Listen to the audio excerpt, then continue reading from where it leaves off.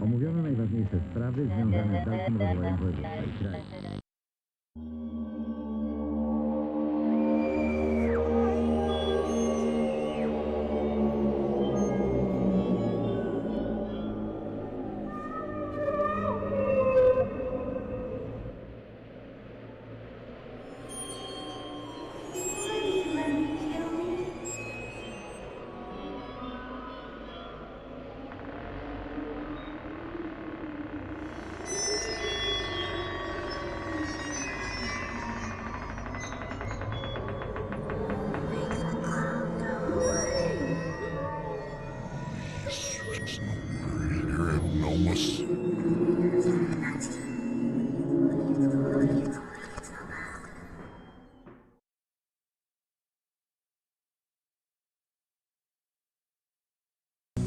What is your name? My name's Bill. Hi everybody, welcome to Do You Believe on Live Sci-Fi Paranormal Ghost TV Network. I'm your host Noreen, and my co-host with me tonight is Tim Wood. Hey everybody, thanks for having me. It's been a while, but it's always a pleasure to be doing a show with Noreen. And tonight we're going to be talking to Dr. Ciarán O'Keefe. Now Dr. Ciarán O'Keefe has been featured on many paranormal TV shows. He's been featured on Most Haunted, and is currently working on Ghostlands, which is can be seen in the UK. And tonight he's going to be talking about the Enfield Poltergeist case. It's a fascinating case. 36 years ago, it was fascinating for the whole world. Everybody knew about it nationwide. Yeah, and it's events that took place in England still, intrigue paranormal investigators to this day and parapsychologists. So with that being said, we'd like to welcome Dr. Ciarán O'Keefe. Good evening, Dr. O'Keefe. Good evening, Noreen. How are you? Oh, I'm just great. How you doing tonight? I'm okay. Thank you very much. Surviving English weather. Oh, we love your accent, by the way. Would you please tell the viewers about the Enfield Poltergeist case and how you became involved in it? Yes, of course. We could go on all night talking about the case, but I can give a very brief summary to start with. The Enfield Poltergeist case was a case from the 1970s, the late 1970s. In fact, it all started in a place called Enfield, which is an area of North London. And the date in question was the 30th of August 1977. And it was centred around the Hodgson family. Peggy, who was the mother, who was a single mother to 4 children. On the 30th of August 1977, she put some of her children to bed. Janet, the 11-year-old girl who features very strongly in the case, and her younger brother, Johnny, they went to bed, and they complained later on that night of the beds moving up and down. And they were crying out for their mum. She went to investigate and couldn't find any evidence of the beds moving, thought that the kids were just messing around, so put them back to bed and thought no more of it.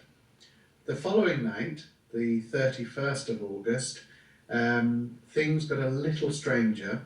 Again, they were complaining about movement. Janet and Johnny actually reported hearing a dragging sound, as though a chair was being dragged. They called out for their mum. She came along to the room again, switched on the light. They told her about the dragging sound, so she removed the chair from the bedroom completely, switched off the light, and then exited the room and heard the dragging sound again. When she went back in, of course immediately going back in, having heard the dragging sound, what confronted her was a large chest of drawers, a big piece of furniture, moving about 18 inches across the room towards the door where she was standing. Right. So she immediately realised, this is not my kids messing about. I can actually see what they're complaining about and what they think is going on. Now, she was extremely terrified, scared for her children's safety as well. and so gathered up her children, and they went next door to the Nottingham family, Peggy and Vic Nottingham. And Vic is a big builder, a very big chap, and he went next door with his wife to investigate after they had heard what had happened, and they heard odd noises, and they were just a little bit spooked by the house generally, so they went back to their own house, spoke to the Hodgson family, spoke to Peggy and said, look, I think the first thing you should do is call the police. We really don't know what to do with this. I think you should definitely call the police. The police arrived, and what makes this a fascinating case is you have the original testimony from the first police officer who entered the house, who reports seeing, they were downstairs, who reports seeing a chair move 4 feet across the floor. She immediately investigated the chair, looking for hidden wires, that sort of thing, and couldn't find any evidence of any trickery at all. And we have her original testimony. So the police went, but of course they left because they said, well, this is outside of our remit of what we can do. There's no crime being committed here. This is, beyond our remit. So they left. A number of people visited over the following few days, including a vicar, to try and rid the house of whatever spirit the family thought was there. A medium visited as well. And then at some point, the neighbour, Peggy Nottingham, actually called a national newspaper, the Daily Mirror, which is a large national newspaper here in England. And a reporter and a photographer, Graham Morris, came to visit the house, and it's because of their visit that we have a number of photographs apparently showing Janet levitating. It appears as though she's levitating in her bedroom. Dr. O'Keefe, may I ask you a yes. question? Now, Of course. there is no video, is that correct? There is no video of her actually levitating, only photographs? This is a controversial piece of evidence, of course, because it is just photographic evidence. There is actually no video evidence at the time. Remember, we're going back to the 1970s. So video wouldn't have been as readily available as it is now, where everybody can easily afford a camcorder or film on their phone. Now, there is a question that she was acting like she was using a trampoline, using her bed as a trampoline. Yes. Yeah, that is a criticism of it, and certainly there's a skeptical researcher by the name of Joe Nickel, excuse me, who has looked at the photograph together with a colleague, and they claim that it looks as though Janet is jumping on the bed as though it's a trampoline, so using it in that form. And given that she was part of kind of a gymnastics team or involved in gymnastics at the school, they didn't find it remarkable that she could appear to be levitating or appear to be moving to a great height. Mm-hmm. Now, immediately it puts forward like a skeptical perspective on the case or that particular piece of evidence. We've also got Graham Morris's testimony, the photographer, who, although he had set the camera up to record, to take photographs remotely, at some point he did enter and he reports seeing as though, he doesn't actually report Janet levitating, but giving certainly an account to show that he thinks she wouldn't have been just jumping on the bed. It gave that appearance that it was levitation, but for me, I don't think it's the best evidence. No, I don't, because there was no, from what I understand, there was actually no eyewitness to her actually levitating, except for the family had seen her. Well, that's not completely true. It's true of that particular levitation, in terms of the levitation that was photographed by Graham Morris. But there was another incident of levitation that was witnessed by 2 independent witnesses outside of the house, who actually reported seeing Janet levitating to a height of at least 2 feet and floating around in circles. So they could actually see the levitation through the window. One of those One of those independent witnesses was, we call them in this country, a lollipop lady, somebody who helps children cross the road after school, like a school lady. I don't know what you call it in the US. Crossing guard. We call it a crossing guard. A crossing guard. There you go. And so this independent witness, and then there was a second from across the road, saw the same thing, and they independently reported it. So we do have an instance of apparent levitation reported by two independent witnesses who are not part of the family. But you're absolutely right. The photographs that we have available were not witnessed by anybody other than family members. Can I also ask you about that psychic or the medium that was brought in the beginning of the case? Did that medium try to communicate with any spirits in the house? Yes, as I understand it, yes, but also the main aim for involving initially the vicar and also the medium was in essence to try and rid the house of whatever was there.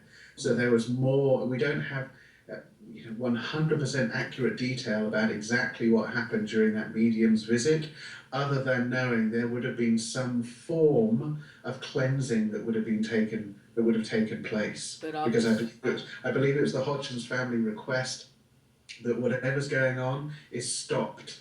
So it wasn't simply a case of the medium coming in and communicating and working out who it was. It was more a case of let's get in anybody that we can to try and get rid of what's causing this phenomenon. Was that the only time that they called in a medium or a psychic in the beginning? There were other occasions. Certainly when you look at the Enfield Poltergeist story, there are key names associated with that case. Graham Morris, I mentioned, is the photographer. There would have been the neighbours next door, like I said, the police officer. We also have a number of investigators from the Society for Psychical Research, which is a long-standing society in England. And you belong to that as well. You belong to that as well? I belong to the SPR, to the Society for Psychical Research. In fact, some of the first investigations that I ever did for the Society were back when I was 16, 17 years old, when I first joined the Society. And it's something that's been around for now about 120, 130 years, that particular organisation. But there were two investigators that were involved in the case, Maurice Gross and Guyline Playfair, who were the two main names, but there were others from the SPR that were involved, and also over the course of approximately 18 months, from August 77 to September 78, there were a number of other investigators and visitors, and certainly there would have been other mediums that would have come along, and I know, a couple of members of the SPR may have even brought mediums or psychics with them, but they don't feature in the case as strongly as they do other poltergeist cases. For example, Tina Resch or Rosenheim poltergeist cases. They don't really feature so much. Were you there when Ed and Lorraine Warren supposedly came? No. And let's just make it clear, my involvement, my interest in the case, my research in the case stems from being a parapsychologist in England. At the time when this case happened, I was only 8 years old, so I was not present at the case, but I have spoken to Guyline Playfair on a number of occasions, been involved in a number of documentaries about the Enfield Poltergeist, and also quite fortunate in that I wrote a chapter for a book that I published about 5 or 6 years ago, and it was a chapter specifically about the Enfield Poltergeist, and I was quite fortunate to speak to Guy and also to Maurice Gross, the two lead investigators, and speak to Maurice Gross as well a couple of months before he passed away, to get from him his take on the case 30 years later.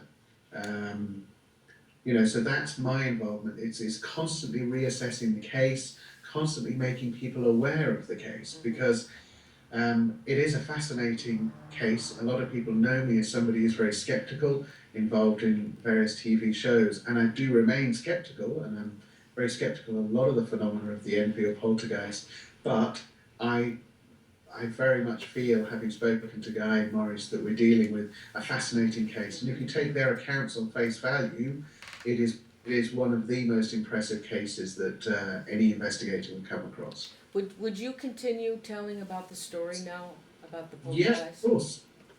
Absolutely. And so we're dealing about a week into the case when the police have visited, a vicar, a medium, then the Daily Mirror got involved, so the reporters got involved. The reporters then said at some point, and it would have been around the 5th of September, they encouraged the family to contact the Society for Psychical Research. Like I said, an organisation that had been around since for over 100 years, 1882, kind of around the time when it was formed. And the Daily Mirror reporters asked them to contact the SPR, Society for Psychical Research. Maurice Groth was the investigator who was initially involved in the case. And he visited the family, and for a number of days, actually nothing happened until objects started to be thrown.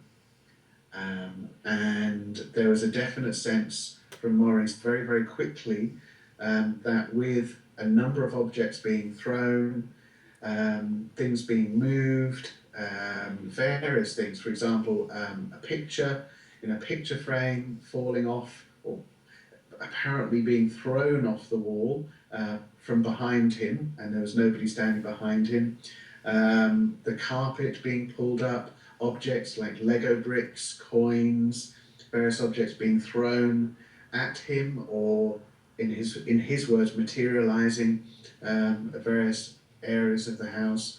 A lot of phenomena that was very impressive poltergeist phenomena, but he, I think as part of that and as part of a good investigative technique to get somebody else involved, he contacted Guy Lyon Playfair, who is somebody who has a history of investigating, has certainly been involved in a number of spontaneous cases, albeit healing cases in Brazil, but then working very closely with the society on a number of spontaneous cases. And those two investigators then were involved continuously up until around September 78, when the case kind of finished and the phenomena died away. But over the course of that 18 months, what you get is kind of an increase in frequency and intensity of the phenomena that was occurring. So initially there were little objects that were being thrown here and there, but it got to the point where, you know, at one point they reported a built-in kind of fireplace, a gas fireplace, which weighed about 20 kilos, being wrenched out of the wall, so much so that it bent the connected gas pipe, and then that being thrown across the room. Yeah. You know, a huge, huge object. But not only that, they started to get objects materializing in the house next door as well. There were objects. There was one instance, I think, of a gentleman walking outside who saw what he thought was a pillow materializing on the roof. Lots of very different things. And it, like I said, it increased in intensity to the point where we get to, if we regard the first controversial piece of evidence as being the photographs, I think that the second main controversial piece of evidence is when Janet started to speak in a low, gruffly voice. And this particular voice was then attributed to a chap called Bill Wilkins. Can I ask you about that voice? So they said that she was actually using Her secondary vocal cords. vocal cords that normally aren't used when you speak. Yes. Yeah, these are they're called the plica ventricularis, which are the false vocal cords, and it's quite possible to use those vocal cords, so you can kind of train yourself to do that and produce kind of a very low male bass voice. The issue with it is that if you keep that up for a long time, even trained actors, and I mean, you know, a few hours, keep it up continuously, then you would get an incredibly sore throat by doing this. Right. And in the Enfield Poltergeist case, you know, Janet was having this voice come through her, for want of a better word, because I don't want to imply what was happening, but at least there was a voice. Bill's voice was coming out of Janet through the use of her false vocal cords, and it was happening a number of times, quite repetitively. So if it had actually been her faking it, the argument is that she would have had an incredibly sore throat. And I know at the time, Guy Lyon Playfair even had a professional speech therapist involved to come and witness what happened, and they said that they were unable to explain how she was able to produce that particular voice. Mm-hmm. Dr. I'm lucky to have heard recordings, and I've got you know, some original audio recordings from some of the investigations of that particular voice, and it's like she's speaking normally, but then it's like a deep, gruff voice. Dr. Keefe, is that something that's unique to this case?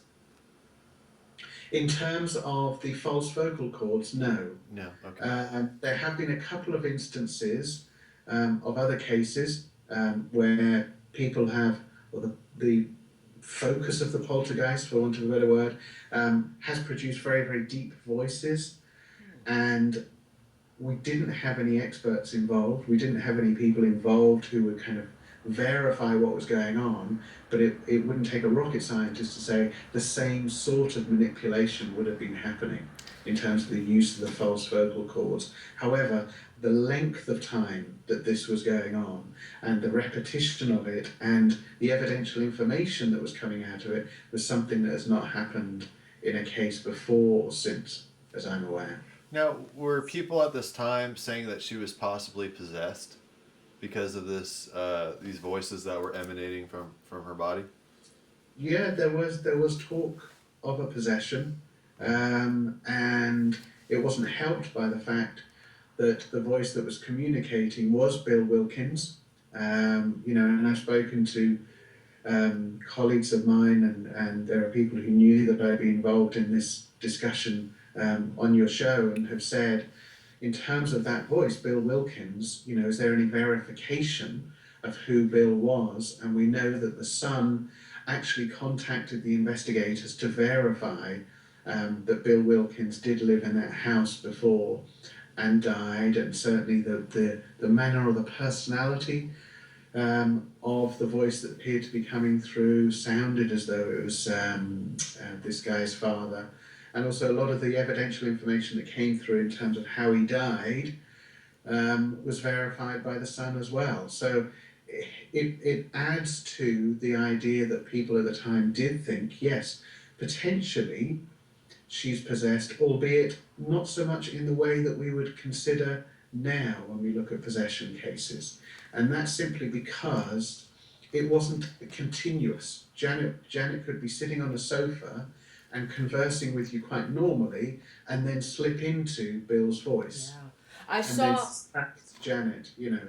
I saw a videotape of her being interviewed by Maurice, and he was talking with her, and then all of a sudden the voice came through, and her lips didn't move. Her lips did not move. Yeah. And that's what we're talking about in terms of the use of false vocal cords and able to produce that sound without the lips moving, which of course, you know, when you witness that for the first time, you know, it's incredibly creepy. It really is quite a creepy thing to see. But at the same time, you can tell that the sound is coming from her, even though the lips don't move. But certainly, it's one of those things that's slightly controversial, even to the point where you know, the investigators that were involved, and also some of the other SPR investigators, say that for them, the Enfield Poltergeist got to a point where it started to get a little bit silly with the development of this particular voice. They said it started to yeah, silly. It started to become a bit too theatrical, in their opinion, a bit too dramatic, and it kind of raised more eyebrows than it should have done. Certainly more skeptical eyebrows. Do you think then that she could have faked some of that? Well, you're using the conditional word could. Could she have faked some of that? Yes, of course she could have done, but again, we've got this testimony from a professional speech therapist. We've got, accounts from other speech therapists since, or people that specialise in this sort of thing, that repeatedly say if you were to do that continuously, then you would suffer from a very sore throat. The only caveat I would add to this would be the age of Janet. Janet being 11 years old at the time, with the development of the false vocal cords, is it something where because she's so young and she is doing this, that you don't get that sore throat as severe as if you were an adult? Who knows? I think it's just one of the points about the case in which I'm more skeptical than other aspects of the case, to be honest. Did the voice only come through Janet? Did Margaret have any instance where she spoke as well? Any voices coming from her? That's a very good question. My recollection is that it just came from Janet, although I could always check with Guy and ask him about that. But certainly in terms of the documentation and the reports that I've got, it only came through Janet. In terms of Bill's actual voice, in terms of that same personality, the same kind of rude, foul-mouthed, quite grumpy character that came through, it certainly only came through Janet. But I can easily check with Guy and get back to you, and you can have an update on that. Dr. O'Keefe, would you tell the viewers what the message was from this bill that came through Janet? I think, I can't remember exactly. I think there are a number of messages that came through from Bill. I think the one that you saw, the interview that you saw, he was swearing quite profusely, if I remember rightly. The one, Is that right? the one I saw was, he told them he didn't believe in heaven, and how he died in the house. That's right, yes, and he was blind, and I think he died in the chair downstairs. Yeah. Is that right? Yes. Yeah. And Yes. came Yeah, he fell across- asleep. He fell asleep and he hemorrhaged, and he died Yes. in his chair in the corner downstairs. Yes, and there was an aneurysm involved, and he gave detail about his particular death. And the argument is, from the investigators, that there's no way that Janet would have actually known this information beforehand, in terms of the level of detail that she provided. Certainly we could say as skeptics that the family may have been aware, Peggy, the mother, may have been aware of the previous resident, and that he died, in his chair at night. But in terms of the specific detail, it would be unlikely that Janet would, regale us with exact detail of that. So in terms of him putting across that message and kind of making it a bit more evidential, then it makes sense. But in terms of the aim, his aim of being there in that particular case, beyond being a grumpy, foul-mouthed man, it's difficult to see, what would be his end game, other than maybe providing evidence of his existence and not wanting people in his house. It is said that the poltergeist was like, it was following a script. It would had steps that it would follow. It would start off with knocking on the walls. Small Yes. objects would be thrown, then larger objects would be thrown, and then chairs and furniture would start turning over.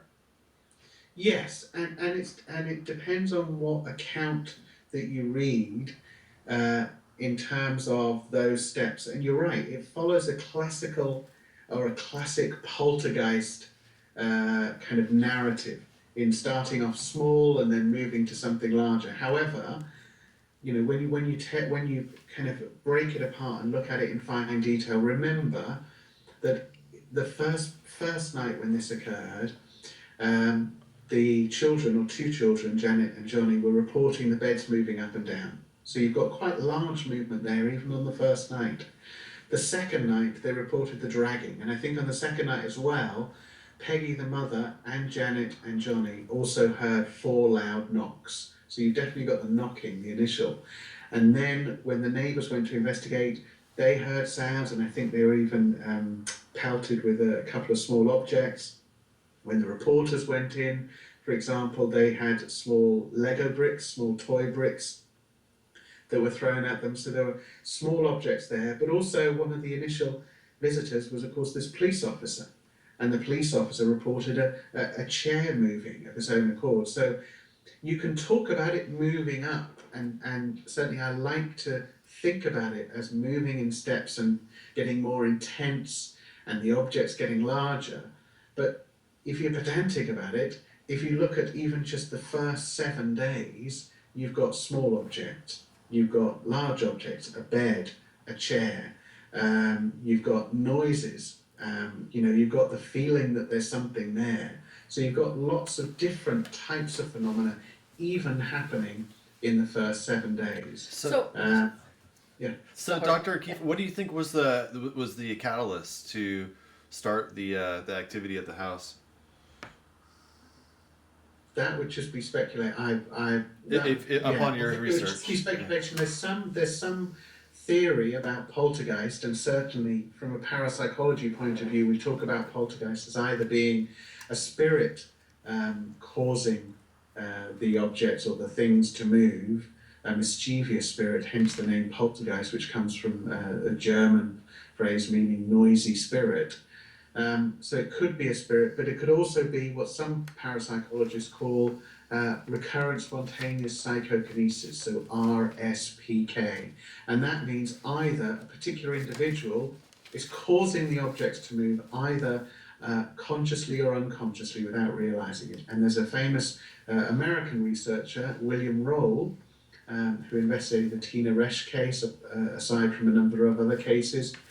And he was the one that came up with this idea of RSPK, and he says that often what happens is the focus of the poltergeist activity is somebody who is going through a lot of turmoil, a lot of angst, that there's a definite emotional reason why this activity might be occurring. And he said for that reason, he said he doesn't find it surprising that a lot of the cases that he looked at focused around a young girl, an adolescent girl moving into puberty. And so there's some theory to say that maybe that's the catalyst with Janet, that she was the focus of all of this activity because of the age that she was at, or also because of the fact that there was something to do with the family circumstances. This is the 1970s, and Peggy was bringing up 4 children by herself because the father had left. And that may have been a catalyst, albeit that happened some time earlier. So, could be a number of different reasons. I also saw a video with Maurice. He thought that the poltergeist was playing a game with the family with the knocking on the wall. And so he also was questioning the poltergeist and getting responses by the knocking on the wall. Do poltergeists do that? Well, this is the thing, and this is where I wouldn't say the parapsychology field is split, but I would say, if you're saying that the poltergeist is a spirit, and it's causing these things to move, and it's creating this phenomena, then attempting to communicate with it and attempting to communicate in the form of rapping or knocking noises is not unusual. It's something that's been around since the dawn of spiritualism, when the Fox sisters in Hinesville, New York, when they first started to communicate with spirits, that's how they did it. They did it through knocking sounds. So if the Enfield Poltergeist is a spirit, then it wouldn't be a surprise that it was communicating in some way. If, however, the source of the poltergeist is Janet herself, either consciously or unconsciously causing this phenomena, then surely the argument would also stand. It's not necessarily the spirit causing it, but it could be Janet causing it in some way, using some form of RSPK, recurrent spontaneous psychokinesis, to actually cause the knocking to happen. No. Or there's the skeptical argument, which is, that the knocking sounds were faked, which of course we know from the field is quite easy to do. Now, was there any, with all the activity going on, was there any psychological changes with the family? Were they feeling more, I guess, drained, I guess, from the activity? Was the activity feeding off of them at the time where it was noticeably, where they were able to document that? Absolutely. I mean, there was no psychologist, and certainly no clinical psychologist in the house. But at some point, Janet did go to Maudsley Hospital, which is a hospital in London, for checks, to see how she was doing. I think there was even, scans of her brain to kind of see what was happening there, and any tests that were done at the time showed her to be perfectly normal. But in terms of any sort of psychological diagnosis or involvement of a psychologist, there wasn't.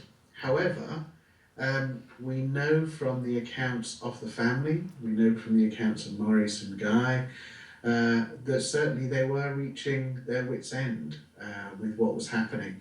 And that even, after a week or two, that was even the case then, that they really, wanted this stuff to stop. And Guy Lyon Playfair, in his book, This House is Haunted, even says, that aside from the initial phone call by Peggy Nottingham, who's the next door neighbour, to the Daily Mirror, at no point did the Hodgson family actually contact any media.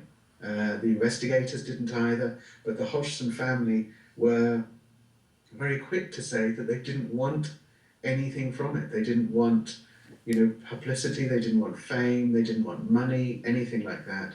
And certainly they were at their wits' end very, very quickly, but as the phenomena increased, it was incredibly draining. There were sleepless nights, and even Maurice Gross, when I spoke to him back in 2005, one thing he said is he had a very vivid memory that at the time during the case, for the majority of the time, the family slept in the same room with the light on. Right. And you think about the impact of even just that, let alone all the phenomena that's happening around this particular family, and all of the attention that they were getting at the time from the media, but also from investigators. It would have been incredibly draining on them. And certainly, the family suffered, since then, in terms of, although that's not psychological, but Janet still talks about it, and she still stands by what happened. But certainly, there's no doubt the psychological impact on each member of the family. Now, Dr. O'Keefe, when she was admitted into the hospital, believe she was there maybe 3 months, and they were doing tests on her. The activity, I understand, was still going on in the house. So without her being there, could she still cause activity? Well, this is the thing. You could take both sides. From a paranormal point of view, is it possible that she would still be causing the activity? It's purely theoretical. We don't know the extent of RSPK. If somebody's in a house, it would kind of have a logic to it that somebody could be in that house and could be causing the activity in that particular house in terms of, proximal distance, how far you are from the phenomena. As soon as you step outside the house, is it still possible that it would be happening? And then given that she was several miles away at a hospital and she was still causing the phenomena, well, we're dealing with, a paranormal theory. So we've got no real scientific evidence for RSPK other than the accounts of poltergeist activities and kind of the theoretical papers put forward or written by William Roll. So, we're dealing with the paranormal. Why couldn't it be possible? Why couldn't it be possible that she was in the hospital and still causing it?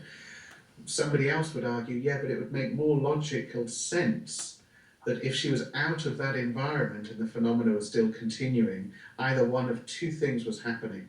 Either that it was caused by a spirit, and it was caused by a spirit from the word go, and that spirit was continuing the activity, or it was being faked, that it wasn't just Janet involved, that it was other children. Now, while she was in the hospital, the family went on holiday, and Peggy Hodgson's brother came into the house to care for the house. Now, in the house, he had seen the ghost, supposedly, I guess, of Bill. He was sitting at the table. So Right. I didn't see or read any other mention that anybody else had seen this ghost, but her uncle. Yes, yeah. But then again, for me as a parapsychologist with a psychology background, and like I said, I'm coming at this case on the fence, skeptical, believing in what happened. I find it a fascinating case. But as soon as you have a situation where over an 18-month period, you're just dealing with physical phenomena that occurs, and then one person actually witnesses or sees what they think is a ghost, are you dealing with a genuine apparition, a genuine, spirit, somebody seeing a spirit, or are you seeing a situation where the suggestion of everything that's happened in that particular house therefore increases the possibility that somebody misperceives something that they see in the house? Who knows? That's a really difficult one, because you've only got that one instance, and even afterwards, this is the interesting thing, even after the Hodgson family had actually left the household in Enfield in Green Street, another family moved in, the Bennett family, Claire Bennett, and her 4 sons, and they would wake up at night and they would hear people talking downstairs. But at no point do they report seeing a spirit. Well, I understand one of talking- them. I understand one of the sons actually saw a dark entity in his room, coming toward his room. And that's when he read into the mother's room and said, "We've got to get out of here. We can't stay Yeah. here." Are you talking about the Bennett family? Right. Yeah. Again, we've got the reports that they heard voices downstairs. In terms of that particular sequence, even there have been recent interviews, I think, with Claire Bennett saying that it was the voices that they heard downstairs, and her concern about her sons not being able to sleep and hearing these voices, and then her investigation and realizing the background to the house, they realized they had to go straight away. But in these recent interviews, that particular incident of seeing kind of this dark shape has been played down. That has not been repeated in very recent interviews. So it kind of begs the question whether it had as much impact as we like to think. So they stayed there for 2 months, and then another family moved in. And I understand that other family won't. The children don't know anything about the history on the house, and go ahead. No, they don't. They don't, and so the family that moved in after us, and certainly the family that are there now in Green Street, just would prefer that the family don't know about it, that the children don't know about it. They're aware of the history, but they just don't want anybody visiting. They don't want anybody investigating. They don't want anybody asking them about it. Simple as that. So in terms of a follow-up, the only follow-up that we have is really with Janet. We don't have a follow-up, in terms of the actual house itself. So how did the activity eventually stop for the, just to end it here, how did it eventually stop for the family? Well, it carried on till September, I think it was September 1978, Okay. when it actually finished. And I'm trying to remember, I think it just finished just by itself, just without any kind of impactful moment. There were, Maurice himself says that he feels as though, even though the family said that it stopped at a particular point in September 78, he feels as though there may have been a few other incidents that occurred after that. But in terms of it actually stopping because of a particular reason, I think there might have been another visit from a priest at some point, later on in the investigation. But apart from that, I'm not sure of a particular circumstance that made it stop, other than the fact that we know when we're dealing with poltergeist cases, generally they are very short term. Hauntings can go on for years, decades, hundreds of years, whereas poltergeist cases generally are very short in duration. And the Enfield Poltergeist differs from a lot of other cases because actually 18 months is quite significantly long compared to other poltergeist cases. Dr. O'Keefe, may I add to that? From Yeah, what of course. I understand,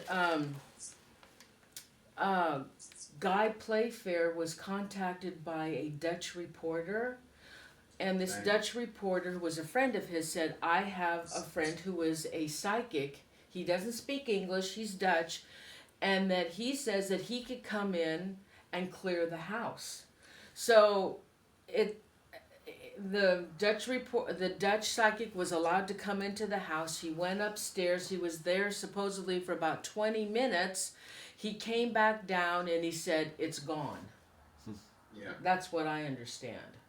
Yes, and the problem with that is, of course, we're dealing with, there's newspaper reports about this, and in terms of the Dutch psychic that's involved,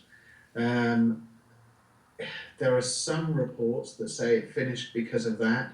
Like I said, when you read some of Maurice's accounts or you speak to him, unfortunately we can't do that now, but speak to him about the case, they feel as though the whole situation with the Dutch psychic was maybe more of a case of the family saying, right, enough is enough.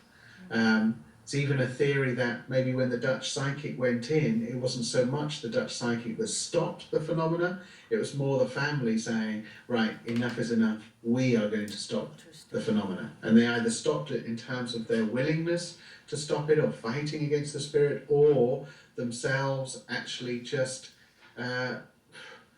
whether you say it's faking or it's paranormal, just saying, no, that's it, we've just got to have it stopping. But I treat, even though I think Guy even reports it in one of his writings about the case, there is this idea that the Dutch psychic visited and cleared the house and that was it. I would treat that with really an ounce of skepticism.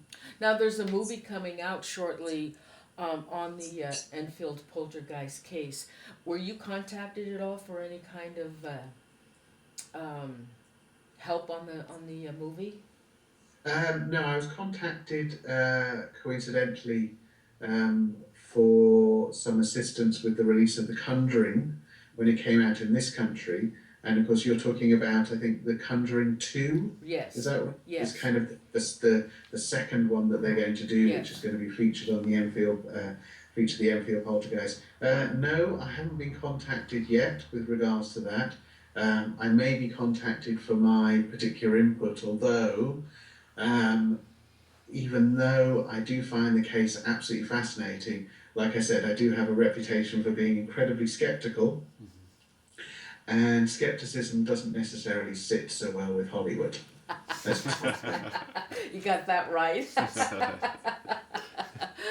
Any other questions, Tim? No, I think we're good. Dr. O'Keefe, thank you so much for joining us on the show tonight. Our viewers are just thrilled to have you on the show, as Tim and I. Thank you, Thank you so much. Thank you very much for having me. It's been a pleasure talking to you both. Thank you. I hope we can talk again soon. Thank you. Thank you. Good night. Good night. Night. Hey everybody, thanks so much for joining us tonight, and hope you enjoyed the show. Tim, thank you so much for joining me tonight. Thank you for having me, and I can't wait to be on next week. Oh yes, and we want to thank our special guest, Dr. O'Keefe, for joining us. It was a real pleasure to have him on the show. Now next week, I'll be interviewing Mr. Tim Wood here, and it's going to be a great show because, Tim, tell them. We're going to be talking about the Wells house, aka the Warren house, that we spent over a month investigating. So I'm going to share some of my experiences, and maybe we'll have Dave call in via Skype, and we'll talk about the house and kind of some of the things that we've learned, and Right, and Dave Spinks was one of the paranormal investigators that joined Tim on that show. Yeah. So it should be a blast. So I want to if everyone could please like the video and subscribe to our channel, and we really appreciate it. And we'll see you guys next Sunday. Yes. Great. Thank you so much. Good night, everybody. Thank you for joining us. And thank you again to our marvelous guests. Yes. Fabulous. All right. Good night, you guys. Good night.